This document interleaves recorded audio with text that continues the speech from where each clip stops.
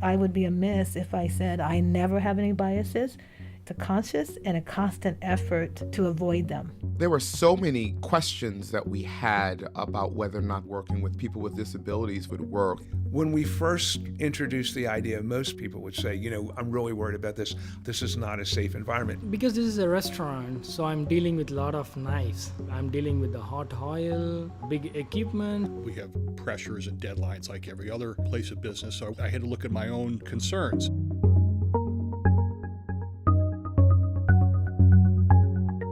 We were contacted by a job developer. She came in and she talked about the fact that people she represented with intellectual or developmental disabilities like repetitive work.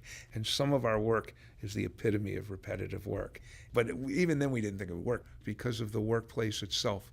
There are sheets of glass the size of a wall in your house. There are saws, there are punch presses that can amputate. It's scary for us. How is it going to be for someone with a differing ability? We brought in one person. She did the job perfectly. She did a really good job. And that's how it grew. It grew from that kind of real trepidation and real concern in the beginning of saying, this is really working. I had an apprehension, to be sure. Having a son with a disability, an emotional disability, an ADHD, there were certain behavioral issues that one saw as a parent, oppositional behavior, that made for difficult parenting. Was I ready possibly to bring that type of behavior into the workplace that I'd seen play out parent to child that might play out employee to employer?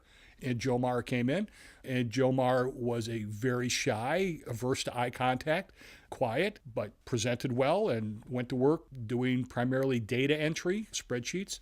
Became a very talkative, not too talkative, he wasn't disruptive, but became engaged and would smile and no complaints. In fact, the opposite. The fears and consequences one has about bringing your own home-based conflicts into the office, that didn't happen.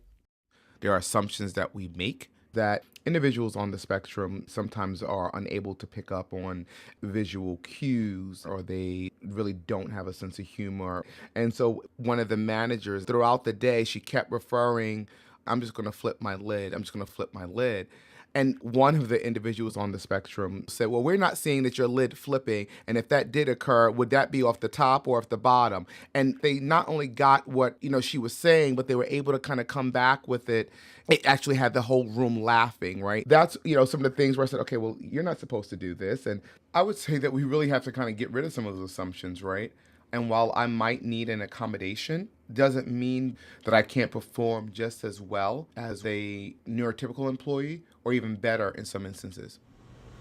The surprising is they are better than us because they follow the instruction.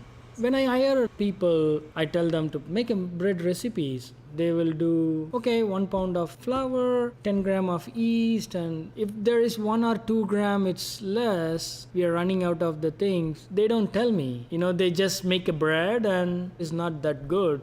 But with these kids, if there is half a gram missing, they will come and say, I cannot do this because the half a gram of yeast is missing. I said, wow, that's what I need, I like to open a bakery that's only autistic kids can work. I just hire them. You can't, in my opinion, in today's society, be a company that's considered a model and not have diversity and inclusion as part of your overall strategy and your commitment.